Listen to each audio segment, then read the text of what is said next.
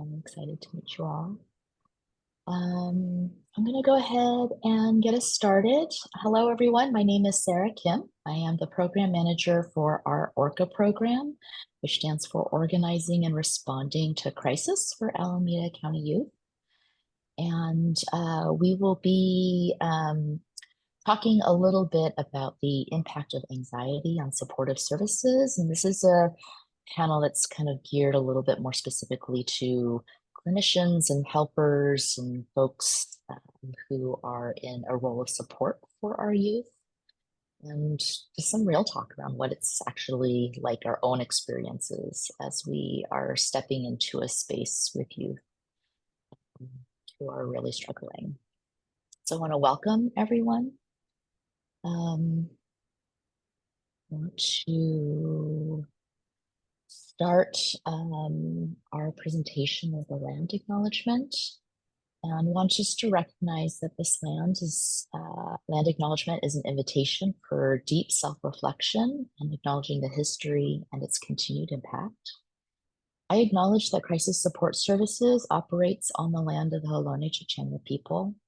This land was stolen and unceded, and I acknowledge that great harms such as genocide, ethnic cleansing, and the stolen land and stealing land are made possible in part by the inability to value people's humanity, dignity, and right to self-agency.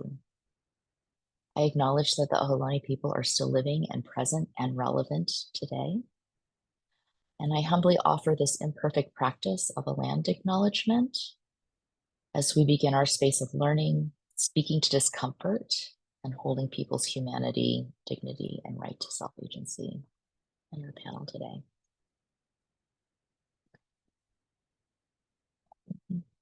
I also wanted to speak a little bit. Our ORCA program is housed within the Crisis Support Services, and that we offer an array of programs and services. We have our community education department that offers and goes out into the community all over Alameda County and offers presentations and training. Prevention trainings. We have a Teens for Life program. We have mental health consultation, community gatekeeper, and mental health first aid. If you're interested in hearing more about that, we have the email there. It's a little bit squished in. And of course, we're best known for our 24/7 crisis suicide hotline, made accessible through 988, but also through the 1-800 number, and also our local text line, which is now 24/7. And we also offer a follow-up program for our crisis support department. And our ORCA program is housed right in our clinical department, where we also offer services to grief therapy, therapy for older adults, groups, therapy groups, and school-based therapy. We also offer hospital follow-up, where if folks are being discharged from hospitals, we will offer some follow-up services for them as well in the ORCA program. All of these services are accessed through this 1-800 number here, 1-800-260-0094. And if you leave a message at that number asking about services, our lovely Mimi will be responding to your call to help get you connected. I wanted to also give a little bit of context about the ORCA program specifically. We are a pilot program funded through Alameda County Office of Violence Prevention. And it's a 2-year program. We provide suicide-focused short-term stabilization therapy aimed to reduce the need for hospitalization. We offer assessment, safety, stabilization planning, and therapy services and case management services, focusing on the drivers towards suicide. There are no insurance requirements, and services are free for the public. And we offer these services in Spanish and English. And we offer these services specifically to, offer these services specifically to young people 25 and under who live in Alameda County and are experiencing persistent suicidal ideation and who would like to focus on managing suicidal thoughts and feelings. We aim to give caregivers and loved ones We aim to invite caregivers and loved ones to create a safer outpatient environment.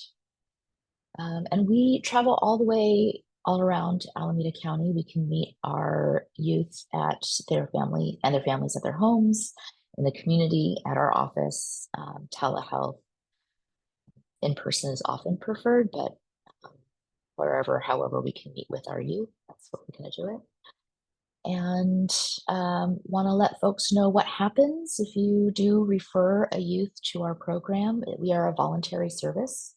And so if a young person is interested or they're referred by a concerned professional or someone in the family wants to refer them, we will give that person a call back within 2 business days. Our intake counselor will offer more information, safety screening, safety planning. And if an ORCA clinician is not readily available, our intake counselor can also offer caring contacts for folks. I wanted to give you a little bit of context to what our ORCA services are. We've been providing services for just about coming up on our first year of service. And as a pilot program, we are valuing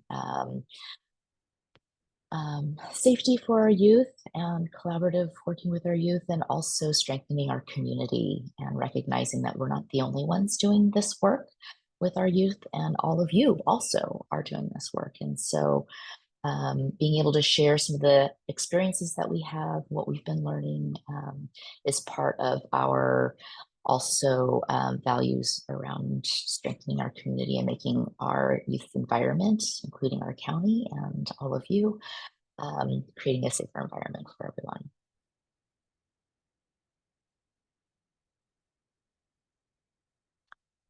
The learning objectives for today's panel is that we'll be focusing in. This is not a panel where we're going to be going over like, this is how you do safety assessments, this is how you do the work, but also it's really talking about and focusing in on our own experiences as helping professionals.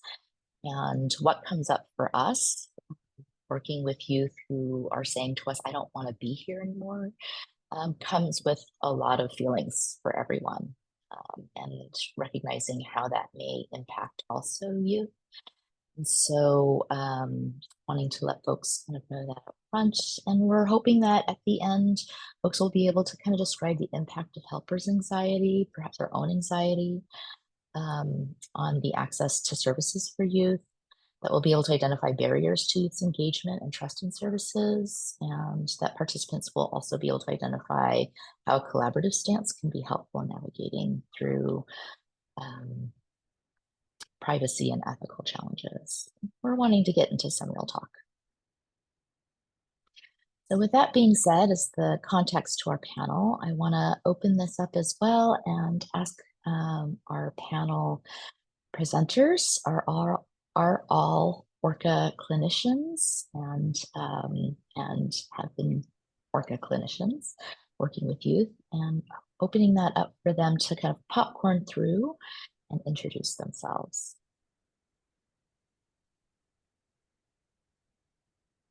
I could start. Thanks, Sarah. Hi, all. My name is Brian Nashid. I'm one of the newer clinicians on the team.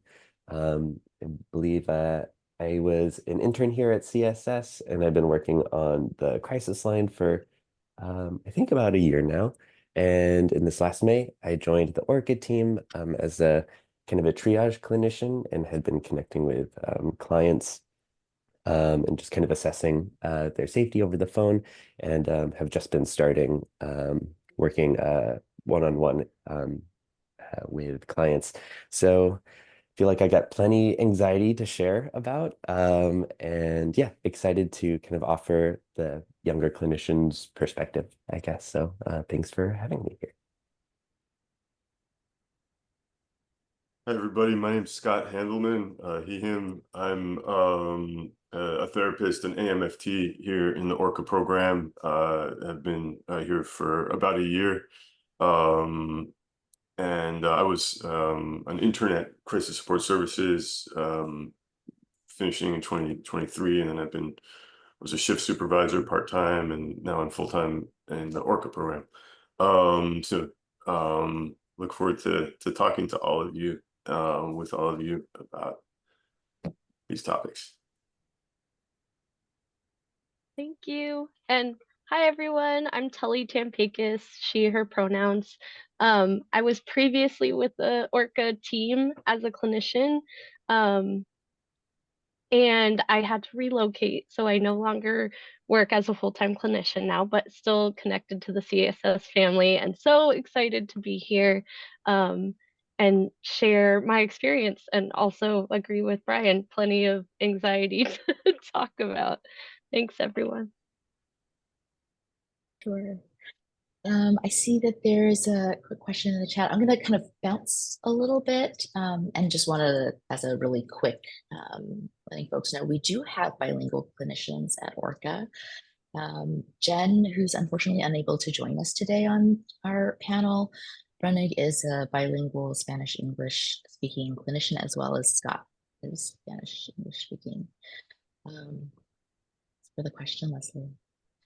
So speaking of questions, wanting to start us off on the panel. As I had mentioned earlier, our program is about a year in providing services for youth facing suicide. And I'm curious to hear from the clinicians your reflections on how your understanding of working with youth facing suicide may have changed over the course of your work as a clinician.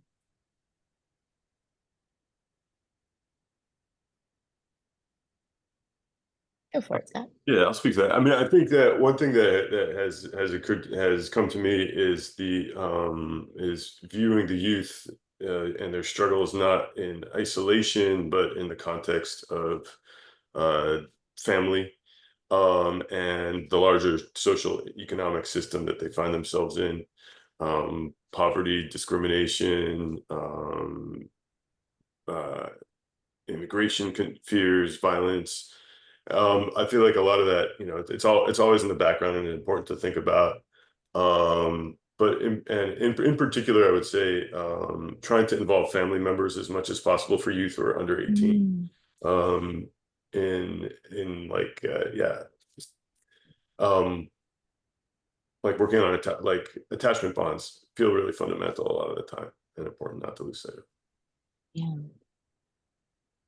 It's a great thing to bring up because it also brings in so much complexity as well around youth and some of the complex feelings, ambivalences that they may have around that. I'm thinking about this idea of like when you first started working with ORCA, or maybe started thinking about the possibility of working with ORCA, specifically with youth. What was that like for yourselves then, and what is it like for you now, having had some of these experiences? Yeah, I'm I'm happy to share. It's so interesting to think about suicide specific therapy. And just like sort of the suicide is still so stigmatized and taboo, that there's just like anxiety around it, I think in general, I guess for me especially. And even like talking to other people about like what I do and sort of like their reaction is always so interesting. I feel like it even just like saying the words, sometimes there's like anxiety around it. And I will say, like, my time as an ORCA clinician, I got so much more comfortable like asking questions directly, just kind of like sitting in the ambivalence with my client, and like staying calm in a way where that then I can explore it with them instead of rushing to like, what should I do next? Like, am I doing this right? And then not being present with them. And I had come to CSS like 3 years post master's program, and I had worked with suicidal clients previously. I worked at Willow Rock, and still like there was that anxiety there. And I feel like sometimes that's like hard to say because it's like you're a social worker, you should I don't know, maybe that's my own thoughts, but like you should know how to handle it. But still there was so much like nervousness about do I have to hospitalize this person? So the ORCA program really just like got me more comfortable in sitting there and being with the client.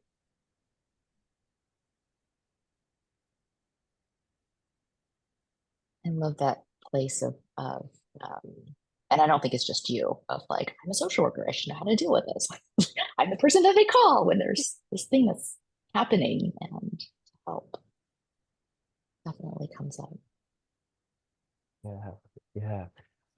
The thing that's coming up to mind for me, that like a difference like before like doing this work and like now starting it, is like my experience on the crisis line and interacting with youth and teenagers on the crisis line. Um, there's like like a personal agency involved in them reaching out for support, and there's a certain kind of uh, I don't know, a certain way of communication that is seemed easy, like for me, and easy for them to speak to kind of, an anonymous stranger on the phone seeking for support, offering support. And then the difference when like we still have youth who are like reaching out for therapeutic services. But then we also have referrals from parents, from uh, other providers. And I've just been noticing like how different supporting a youth who's brought to us by agencies other than their own, um, like anxious adults who want their youth to get support. And yeah, that's just one thing that I've been noticing as I've been starting the work, just kind of the difference like between a youth reaching out on their own for support and a youth, kind of being either guided or forced into getting support. And I've just been noticing like how much more effort it is to kind of like establish a relational bond in that case. Yeah. What comes to mind for me. It's so great. And I want to circle back to that particular place too, of the youth's experience of when they're in pain. And there's adults who are strongly encouraging, right, to these voluntary services to think about. And I want to jump into this too. I'm like, oh, I want to jump into this too, recognizing that we have like a wide variety of experiences and lengths of time in working with folks. I started in my career, like wanting to be a helping person, volunteering on a crisis suicide hotline. And I remember what initially drew me there was this idea of like, I want to be there to help people. Like, I want to help people, and I want to like, how amazing would that be if I could save a life? Like, I remember having some of those things and also being like terrified out of my wits of like, what happens if there's someone who's actually suicidal in the moment, right? Going through the training and like having this kind of my own ambivalence around the desire to be helpful and do the right thing and make sure that I can like save someone. And over, I think, the course of my time and experience, like I think what has shifted or how that's changed was being able to unpeel the different layers of complexity with folks. That there's sometimes like early on thinking about it is very like it's either this or that. There's the right way and then there's a wrong way, and here's the rules and what you're needing to do. And as I have gained additional experience moving forward, hearing those complexities, right, of the youth who are in pain and are reaching out for help and also are unsure about the services, and the complexities around like, yeah, we do want to strengthen and support the relationships with family members. And there are times where it feels like this is perhaps not exactly the best for this youth and or what the youth is asking for. Is maybe not asking for that. Just kind of thinking about like all the different layers of that. That may be one of the pieces of like how things have shifted for myself, and also a shift in perspective of my own not desire to help, but what helping looks like. Like, is it an active, I'm going to do this thing versus holding space? and deep listening, holding pain. Like what is helping actually mean? And how active is it? And what are the things that I'm doing? I think also have shifted over time. Thinking about that. But thinking also about this idea of our youth's experiences and the complexity of that. There's one of the things as a program manager that I see is the trends that we see in our program is that there are a high number of referrals that are coming in, which from my perspective, just looking at the numbers, it like reads to me as like, oh, there's a high number of people that are really worried about this youth. And also there's a high number of youth that are in pain that have said so to somebody, help them recognize that there is a need for support and help. And we do reach out to every referral that comes our way. And I recognize that there is also what shows up in the numbers is that ambivalence of the folks who are saying like, hey, I think we might need some help here. And then if you look at how many youth accept services and are able to be enrolled, there's kind of a fewer number. So I'm curious to hear a little bit about this, your thoughts on what you see as barriers and challenges to youth engaging in therapy services. What kinds of things might have you heard? And this is, while I'm asking the panel as well, for those of you who are listening in, also starting to think a little bit too of like, what kinds of things might you have seen, heard, recognized with that? Is it okay if I break our structure a little bit and like take a question from Jen, who has some thoughts? Sorry to say, Go for it, Jen. Oh, thank you. Thanks, everybody. Yeah. Just Sarah, I wanted just mostly to clarify something you just said. I hope you all can hear me. My audio is terrible. But it was what shows up in the numbers is ambivalence, and fewer number of services that are able to respond to the high numbers. Is that a correct takeaway? Did I get that right? Yeah, I mean, I'm looking at the numbers and I suppose this is part of the question that I have. Like, I don't have any, like, this is what this means, any stretch of the imagination. But I often wonder if part of that, as we're reaching out and we're talking with folks, there appears to be a little bit of messaging around like, I think we're okay now. I think we're fine. Thank you so much for reaching out. We really appreciate it. And also there is some ambivalence, is what it looks like on the numbers level of things. And also curious, wanting to hear like, what are the stories? What are the things? As Kelly, Scott, and Brian have been in that like intaking place of reaching out and speaking to folks. What have been your experiences in that? Thanks, Jen, for clarifying. Yeah, I'd be happy to take a stab at speaking to that. Yeah, I mean, I think that there's a bunch of things that can come up. One of which is I mean, there is ambivalence, right, about starting therapy, about uncertainty for a lot of youth about like, well, what is therapy? And there's a lot of concerns about confidentiality, and will confidentiality be kept? Will confidentiality be broken?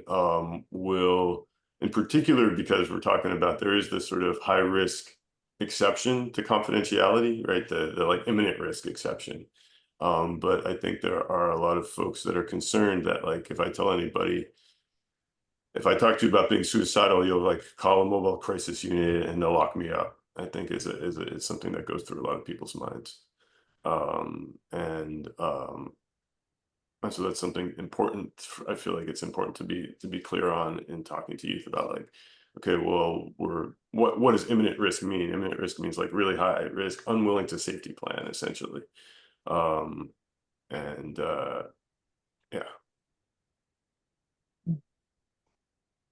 Yeah. Yeah.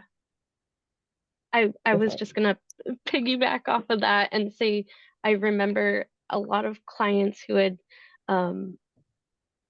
talked about their previous hospitalizations and how that was a traumatic experience for them. And I did get a sense that maybe like the clients were just unclear, like what them saying one thing would get them sent to the hospital versus um, not. And so, yeah, it's like that gray area of like, do I tell this person really how I'm feeling and maybe have an outcome that I've had in the past that wasn't a good experience for me. Um, just like trying to gauge how much to trust the provider, trust the process, or just having a hard time opening up when in the past it's brought harm. Mm. Mm. Yeah, and yeah, what's coming to mind for me is like the sense of, yeah, like kind of agency being threatened, I guess, of the youth, and like their autonomy being threatened, whether it's if they've been hospitalized before or are concerned of being hospitalized again. And yeah, part of me is also trying to like frame it like, oh, if if the theme of your autonomy is kind of what needs most support right now, then turning down services is also an exercise of their autonomy, in some cases. And so, yeah, I don't know. That's I feel like I've seen or heard a little bit of that in making kind of like these like intake or assessment calls and being able to talk one-on-one with the youth about like their suicidality, how often they experience it, like when, and trying to get more like the logistical questions um, about their experience. Um, and sometimes it appears that like after the assessment that seems that the urgency for services is lessened. And so it sounds like just taking like asking them seriously and openly um, has some sort of therapeutic impact in and of itself. Mm. Mhm. So I don't know. That's one angle that comes to mind. Yeah, yeah. And I sometimes will hear that too, just in supervision and talking to any of you, that may be that's things that they're saying to you as well. And there's also a fair amount of like, um, my schedule is super overly packed, and there's various many different appointments, and that there is a for some of the youth that are coming in, we are not the only therapist. In fact, they may have several helping professionals and siblings who have helping professionals and parents who are system involved in different ways. And so I imagine that those are all pieces that get connected in as well. And I'm interested in hearing a little bit about that that interface of like our own, like we're a service that we're aiming to help. We might have some stuff that comes up, and what's happening for youth. What experiences have they had? How do we get down into the nitty gritty with our youth and engaging with them, and hold their agency as they're in these very high risk situations? Curious to hear any thoughts that you might have in thinking about that. Sorry, could you repeat the question once more? I was also reading some of the questions in the chat, and I there's a lot of know. good ones there too. There's so many good ones. Just thinking about that intersection of space where we have youth who are perhaps ambivalent and anxious and unsure about what's going to happen. I think is times a big question of like, if I say something, what's going to happen? Or when I said something before, this is what's happened. And it was not something that they want to do again, right? And so there's a big ask in our saying, we have services, trust us, right? Like how does our own feelings and thoughts come up around that as we recognize in that like relational space between where we're coming in, what we're bringing into the room, where the youth might be, what the youth might be, and the families. I mean, not just the youth, but families. I think it's important, like as with any other therapy, you would think to like talk about process, the process itself, to be transparent and upfront, not to, you know, to have that kind of collaborative, as we were talking before, that collaborative kind of relationship, and to avoid giving advice as much as possible. Like you don't want to, like, you certainly, like as with anything else, you don't want to give unsolicited advice, you know. So just meeting folks where they're at, building rapport, being clear on like the boundaries of what you're doing, and like the focus on suicidality, and the underlying drivers of it, to be sure, but yeah, respecting where people are at.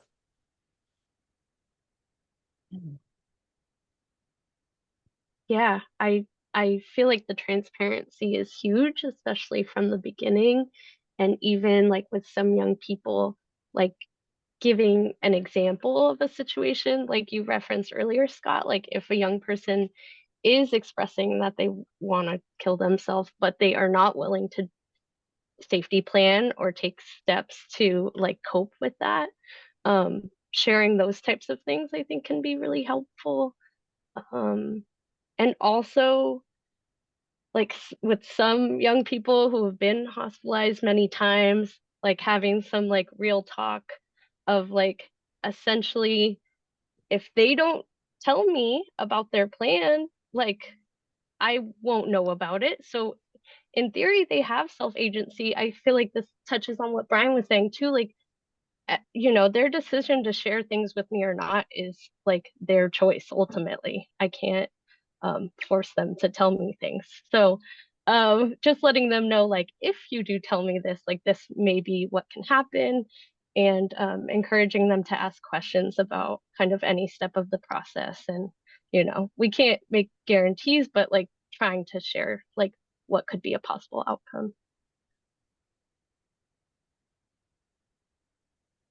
Yeah, I don't know if I have much else to add, but I guess one thought comes to mind, like Scott and I are also co-facilitating survivors of suicide attempt group here in Alameda County. And um and and so part of me is just wondering, like, I assume this would take place in like a therapeutic diet as well, but you know, I imagine their clients could want to kind of like test the strength of the container. And like if how much can I talk about here and it still be safe? And yeah, like Tully said, just wanting to kind of like give them as much information to give them the freedom of how much they want to disclose, um, and give them some space to test the relationship as well. So yeah, what comes up for me? Yeah. I see that Munir has a hand up and wanted to give a little bit of space. Yeah, thanks so much for this panel. Sorry, my lighting's not very good. I'm in a boat. Oh, Very cool. welcome. Right on Very theme for ORCA themed. ORCA. Yeah. You're on brand. Live from the North Quay of Dublin, Ireland. Oh my goodness. But I miss Alameda, so it's nice that you're all there. What I would say is this whole thing about Oh, Glory, would you mind putting yourself on mute? Oh, thank you so much. the question of time and attention, and just had an anecdotal experience at a Rainbow Family gathering. A young man came and joined in, just visiting, and we just sat with him, you know, for hours and hours and hours, and just were available. And it was really beautiful how he was able to share what he was going through and what he'd been through, recent suicide attempt and stuff. And but the thing that made me, you know, just my own experience as a survivor, consumer, and stuff like that is, you know, getting realistic about what supports you can give and can't give, and setting expectations. Like, you know, I can be with you tonight. That's kind of what I did, and then I made sure that, you know, he got home safe and messaged that, and I followed up a little bit. But this idea of setting realistic expectations, because if you come into the mental health system as a consumer, uneducated, unaware, you don't know what you're going to get. You don't know who can do what. And so when you're with someone, being realistic about what you can and cannot do, and then what's the next step, what's the continuum, so that they know that, you know, there is a net in place and they don't get over focused on any one provider in the net, because we all got to take care of our own capacities for resilience. That'd be my bit. Thank you. Such great pieces there around informed consent as well, and being really clear for ourselves and also for our clients right up the bat of like, where are my own boundaries? Where do I draw the line of what I can offer, and be transparent about that as well as part of that collaborative process. Yeah, definitely. I always say, let's say people, they're welcome to contact me anytime, you know, but I may not respond, you know, like between sessions, and that, you know, if I don't respond to use 988 or the crisis text line as a backup. So I think that's very important to talk to have that to offer to be available between the weekly sessions, but also to have limits and boundaries and be very clear about that. Yeah. Something else that you had mentioned in there that I thought was really helpful and also like echoed in my own experience as well is like the relationship to time. How much time and space, like when I'm in a relational space with someone, how am I perceiving time versus when I am in a room with someone and I'm thinking about the time. And I'm thinking about like, these are the things that I need to get done. And this is how much time that I had to get done. And here's the checklist of things that need to happen. And versus taking a deep breath together and kind of sinking into that space of like, I'm here to listen. I'm here to hear where you're at. I want to let you know what that might look like, and also like in terms of services and where the boundaries might be, but being able to be in that place of full presence, and how it is a difficult piece to hold both. Right? There's a both and here.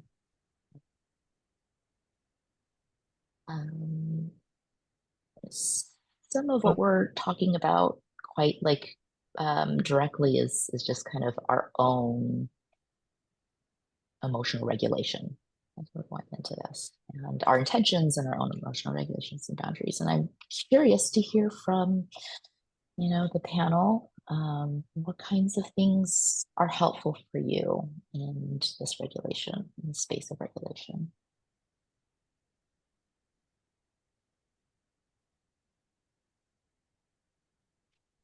Few things that come to mind for me. I was trying to think like, yeah, how do I handle this, like a tough call on the crisis line, or like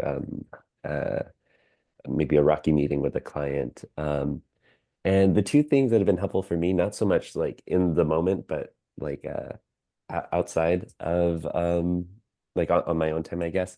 And they sound, oh, exercise sounds kind of obvious. I just find like having an outlet for the anxiety. I've just become more and more dependent on exercising lately. But then another more odd one is like, Sarah, you were mentioning time, and yeah, trying to like keep the frame of like, I've got 50 minutes to do all these. There's some wiggle room, but and I find a lot of anxiety trying to stick to a schedule.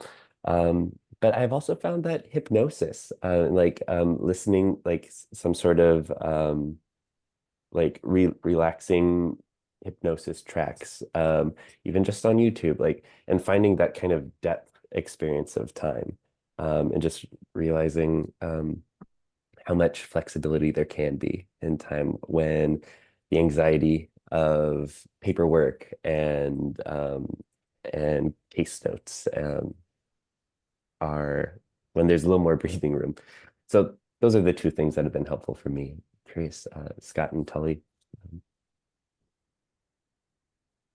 Yeah, I'll speak to that. I mean, I think, yeah, I mean, it's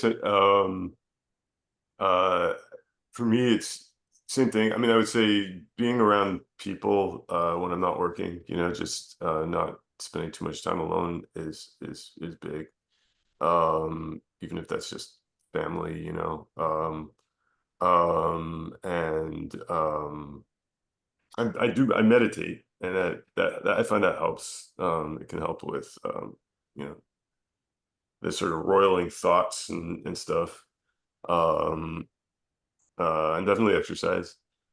Despite all that, I mean, there's still anxiety that sometimes comes up, and you just have to sort of be with the anxiety. Like, all those things are great, but nothing's a magic pill. There are times when I feel Mhm. agitated as a result of something that came up in a session. Worry with anxiety, you know, that's something that comes up. Also, like, just overwhelmed with, like, sadness, that sort of thing. Yeah. Empathy. Yeah.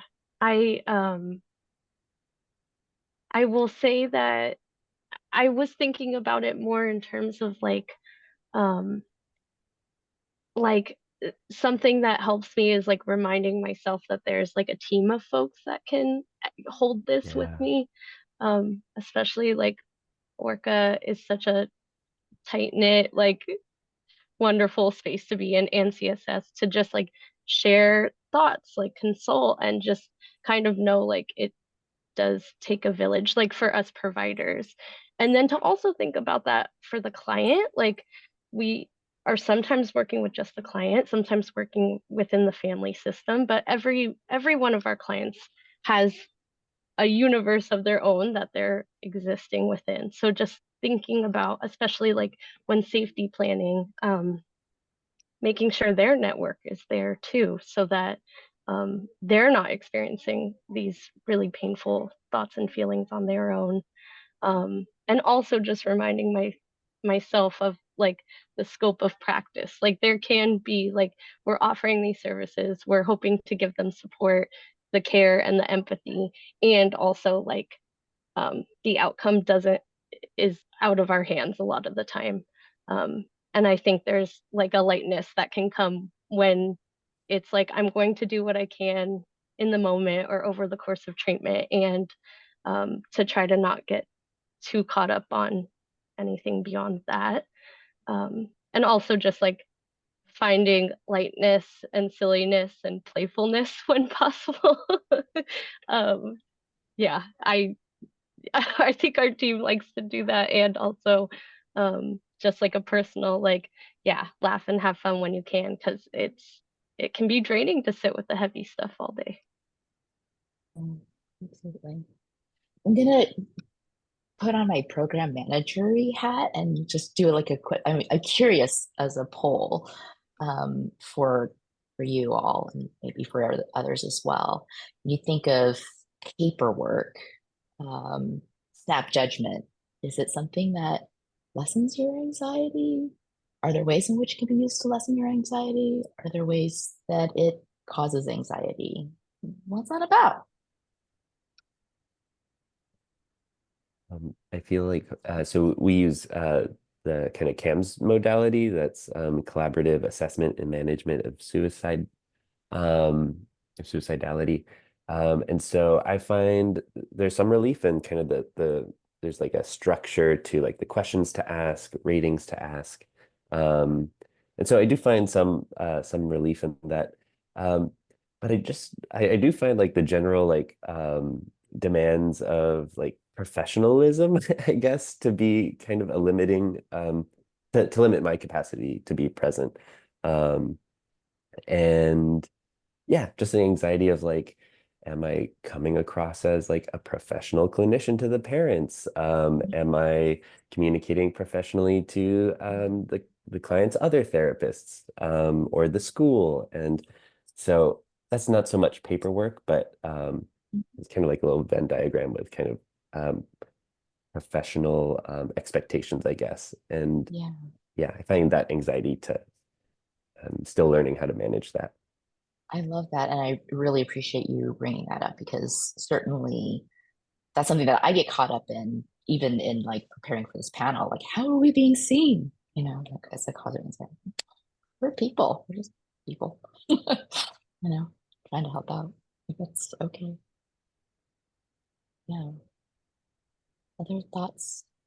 Yeah, so what I appreciate about paperwork is you get to document what I did, and I feel like in a way it's like it puts it in a like, well, at least I've made it clear, you know, and I can kind of it takes a lot of time, but it can be helpful in terms of like with respect, I think the question was anxiety, whether it helped in reducing anxiety. Yeah, I mean, I think it does, to be able to like write down what you did, and Yeah, I agree. It can be like a space to sort of like process, or just like sit and kind of like review and think about what went on. And also, and I agree that the CAMS modality, like there is some structure that feels like a little bit of a container as a clinician of like, I am clear about what I need to sort of ask and do. And also like if it's a long draining day and then the thought of like having to sit down and write notes, that can be overwhelming at times. Totally. Yeah. I love it. I think also as a kind of in the role of the program manager too, I think about like the paperwork as also protective. Like sometimes the anxiety that comes up, how are we being seen? How is our work being seen in the paperwork is where I think it can also sometimes might bring up some anxiousness as you all are documenting, when I document as a clinician, but also recognizing that this is also a protective factor for the program around following the legal, like knowing what the laws are and recognizing where the line is around hospitalization and documenting this is the things that we did to try and help. That's what our goal is, right? And try and help. So if we can document that and show that, I think that helps add a layer of protection and decreases anxiety. To offer that. There's a lot of, we've been talking a little bit about some of these different pieces around what could happen or what's going to happen, that are questions that our youth often have. Perhaps they're concerned about confidentiality. Are you going to tell my parents, or am I going to go to the hospital? And I'm curious to hear from all of you. How do you navigate those thorny issues? Your clients. Yeah, I can share a little bit. I feel like we've talked about it before, but my value is transparency. So being clear from the get-go, if that like a goal is to involve family members to increase their safety and support system. And I guess even backing up before that, like talking to the client about whether safety and growing their support system is even an interest or a goal of theirs.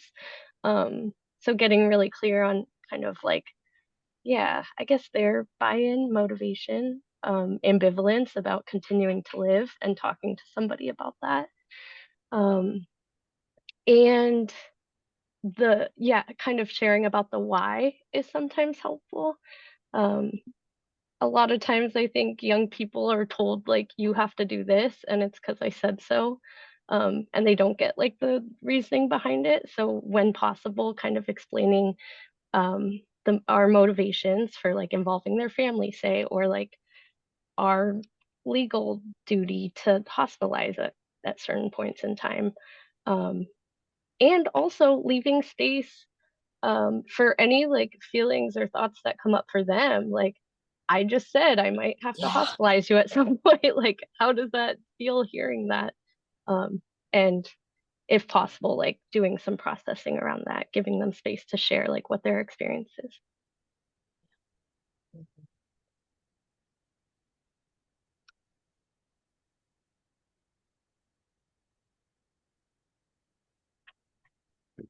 Yeah, thanks. So I could jump off that.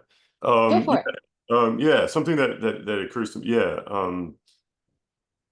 that occurs to me that comes up a lot is the relationship with parents and guardians, and to what extent they're going to be we're going to have to share information with them. That can be a kind of contentious or flashpoint. A lot of times you don't want their parents involved, and I think that it's tricky because sometimes a lot of times your youth don't even want their parents to know what's going on, and we kind of have a philosophy of, well, if you live at home with your parents have to at a minimum be involved in safety planning and creating safety around the home. And then beyond that, we can kind of try to encourage, like we're right now I'm doing this training on attachment-based family therapy, and where they talk about the value of like the youth having somebody to confide in, or breaking down barriers to communication, so that you don't have to hold overwhelming feelings alone. And I feel like that can often be helpful, but you also don't want to push youth too much towards their parents, also because sometimes parents are unable, due to their own struggles, to be really safe or supportive people. And like it's sometimes hard to know, coming in as an outsider, it's hard to know, well, how safe really is this parent from what I'm hearing. And so that can be a tricky kind of path to navigate. And really underlines the like a collaborative piece, right? Like if you don't necessarily know, but I bet the youth does, or at least has a perception on what that is, and being able to peel back some of the layers of complexity of like, okay, so don't want your parents involved, and how do we make the environment safer? Like, do you have to go into all of your like pain points with your parent, or have them come into the therapy session and let them know what we're talking about specifically in order to make the environment safer? Or is it possible to like ask them to like, hey, can I keep this box in your room? That would be great, right? Like, can I put that somewhere so that this box of sharps are not as accessible for myself, right? I'm thinking about like, what are the different little layers of places of intervention where we can kind of negotiate that problem solve with you. Yeah, and I feel like this is the phrase I'm using too much of on this panel, but yeah, like in the ecosystem that we're in with youth, with their family, with their clinicians, yeah, like where is the agency that we can locate that either the youth can take up, or just to recognize the agency that they've already exercised throughout the process, and just kind of reflecting, like there are factors here bigger than all of us, but how we navigate through here together. Yeah, like how can we find a way to navigate through these dimensions together that that still feels true to you, and that would be supportive, and how can I support you throughout that? I don't know. I don't know if that makes sense, but I was also just reading Daryl's comment and thinking about like authenticity, and like, yeah, like 5150 is like hospitalization, like all of these are like bigger systems than we can change immediately, but how we navigate this together could make a difference in some way. And holding that curiously. Maybe this is a good place also to highlight things that are happening in the chat. So I'm just now seeing Daryl's comment. So I'm going to go ahead and put that, if it's okay with you, Daryl, for me to read it out loud. Or maybe I can paraphrase. Someone struggled for more than 20 years with balancing professional appearances with authentic self. I love it. I love the reflection. found that people respond well to authenticity, absolutely. And that many senior leaders I've worked with have become so because they are deeply authentic. I also think that being authentic is so important for the patient's experience. And with that in mind, some unsolicited questions, if you like considering them. Can you define professionalism for yourself? How do you want to be seen versus how do you think others to expect of you to be seen? These are great questions, I think, for all of us, FYI.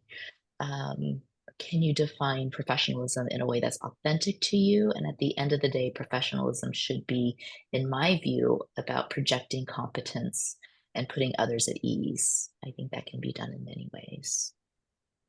Yeah. I'm not sure what the FWIW stands For what it's worth. For what it's worth, thank you. I was like, oh. I love that. Absolutely. Absolutely. And I think, again, a great invitation to reflect on what does it mean to be professional in this work and hold that authenticity. And Sarah, I read Yes. a couple of questions in the chat talking about how specifically to relate to young people in the counseling situation. So I wonder if you could put that to the panel. There's been 2 different comments that were kind of based on that. Great question.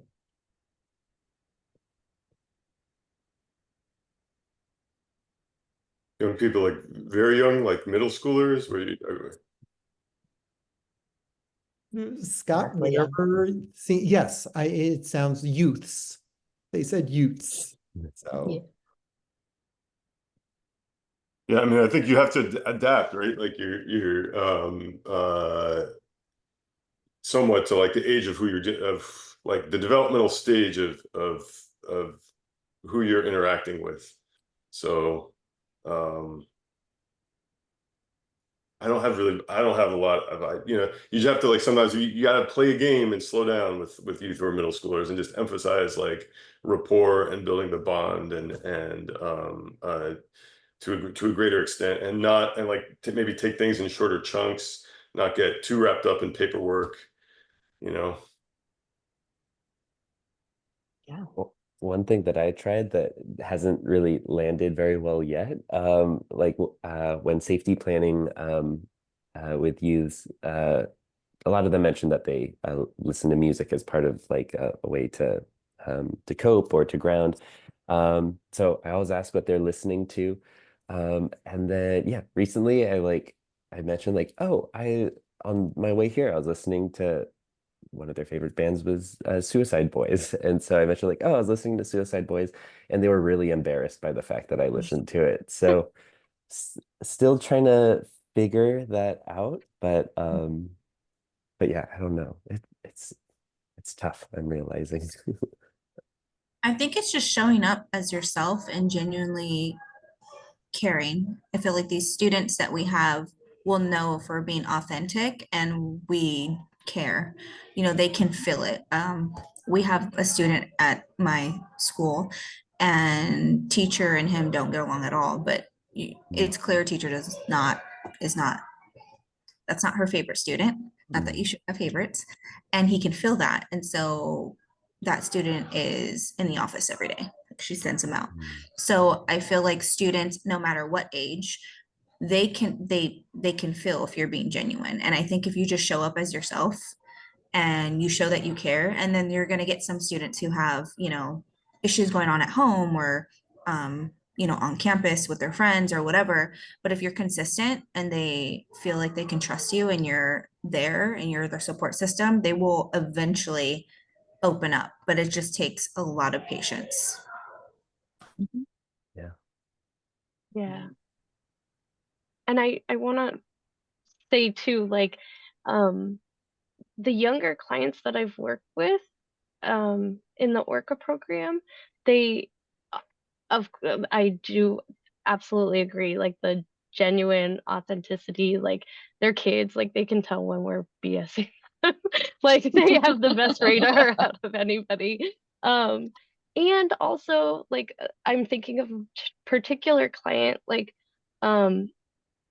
had a understanding of the system, was pretty insightful about the what they were experiencing, their pain. And so even though age-wise they were young, I I I think I was tempted to underestimate them as a client because they're younger, and yet that's I think that can be a trap. They know their experience, and they're very knowledgeable, and there's a lot of times we can't explain it in a way that they totally understand and comprehend. And so yeah. Yeah. Authenticity and recognizing that they are still a person, right? They, they have their experiences, and how do we I want to say there's the recognition of oh, because they're younger that they are different, or because they're younger then they might be in this way. But actually, how do you just relate to them as a person? Listen deeply. Absolutely. Lisa from the chat wanted to know if you could share a recommendation about how we might prepare youth when they are active society, safety concerns that warrant a 5150. How do we prepare a youth? Yeah.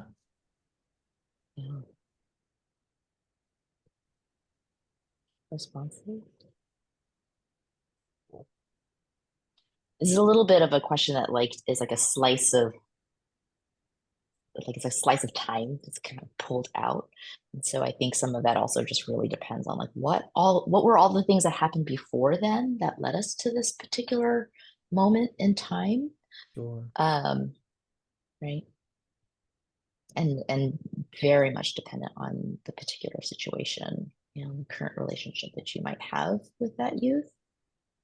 I think also speaks to this place of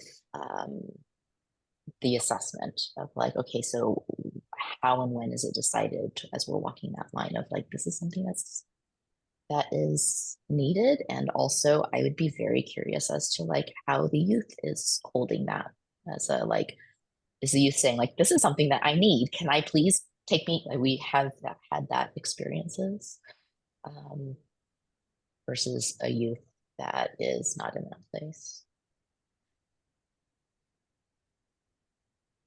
Thoughts, team?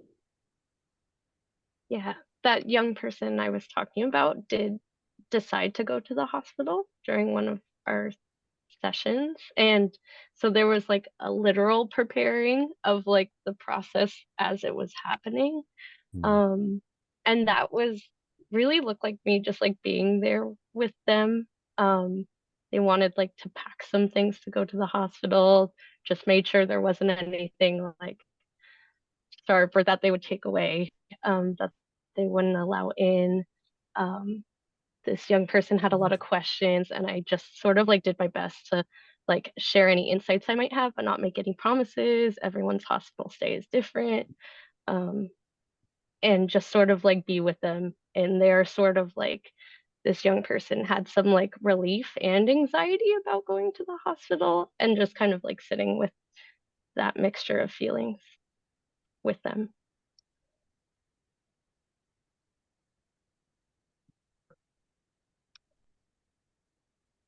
I think we may have time for one or two more either questions or comments. Really appreciate Rich's kind of watching and Brian also watching and everyone's comments. I have not been watching the comments and see that there's a lot of great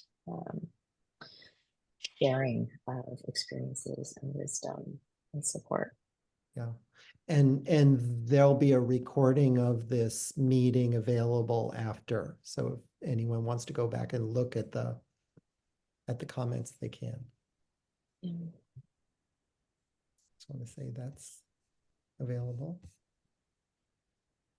There was a question that Spencer answered nicely about our services means-based. Right. And all of our there's no income eligibility, Medi-Cal eligibility, insurance eligibility. Can't make too much. You can't make enough. It's you are in need and you are living in Alameda County and you are 25 or younger.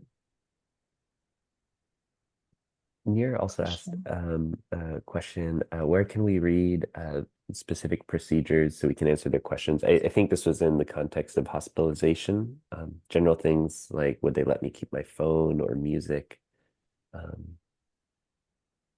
Yeah, I noticed I have that as a question as well. Yeah, that is a great question. And I think what I would say is that it highlights a need, I think, for closer collaboration with our hospitals, and imagining that maybe different places have different requirements or different rules, different ways of doing that. And that may be like a community need of like, hey, can we make this transparent for the community to better prepare ourselves and everyone? So that is not just like that we just know that, or the hospitals just know that, but it's across the board.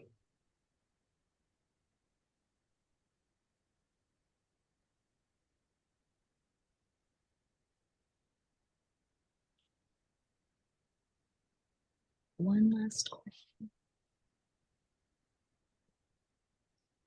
Any questions that popped up for as panelists are looking?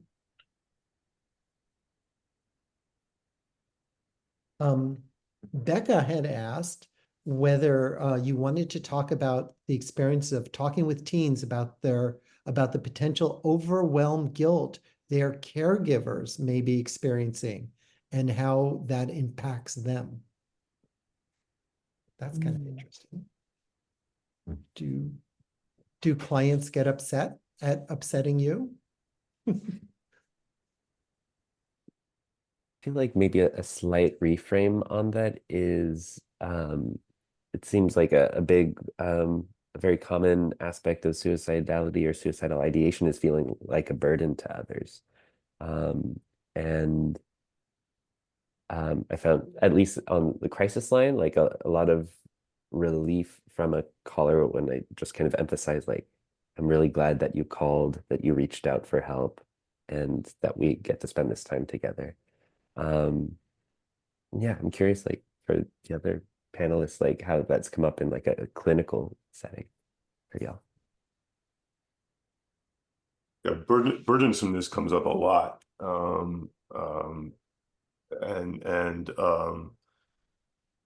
But yeah, it is a very common concept. People feel like a burden on their or feel bad about their own feelings of suicidality, don't want to burden people with their feelings of suicidality. That's the so I just try to like Acknowledge it and hold it. Yeah. people hold it, yeah. Like encourage people not to like worry about their parents' feelings, I guess. Just like, like you don't know what they're going through. Just yeah. Yeah, and I will say, Yeah. Go ahead. sorry, Scott, keep going. I'm done. Okay. I was going to say, yeah, I think sometimes there's parents or folks in the child's life that is so worried about them and actually like don't know what to do with that worry, that it does sometimes like it spills out onto the young person. And sometimes like just some coaching around like how they can ask the young person about suicide, or how they could do like some safety plan, like if there's that ability to transfer those skills to them, like sometimes sort of like give them permission, like talk to this young person about what they're feeling.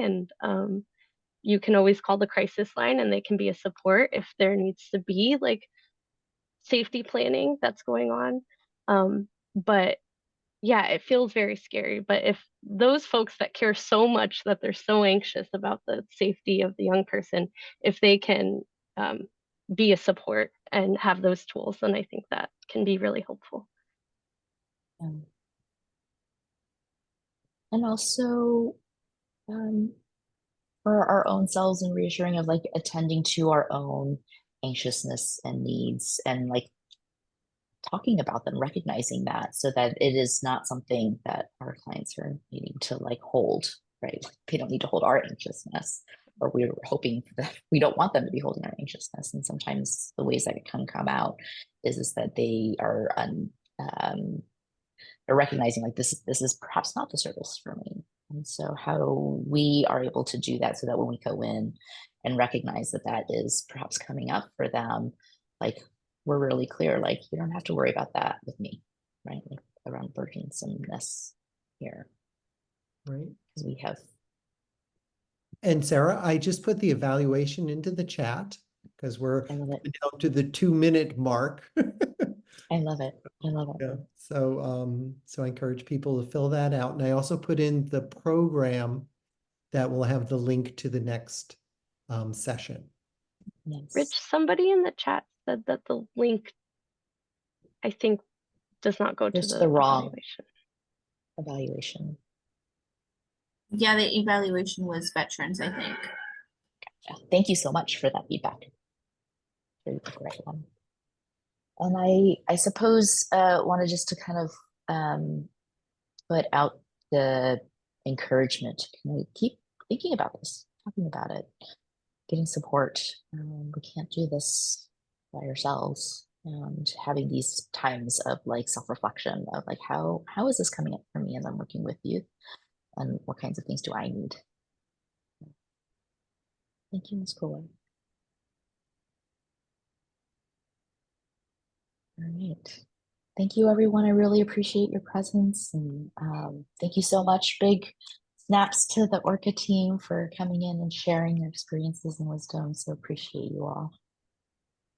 Thank you all for sharing in the chat and your own perspectives and questions. Amazing. Yeah. Thank you to everyone. Thank you.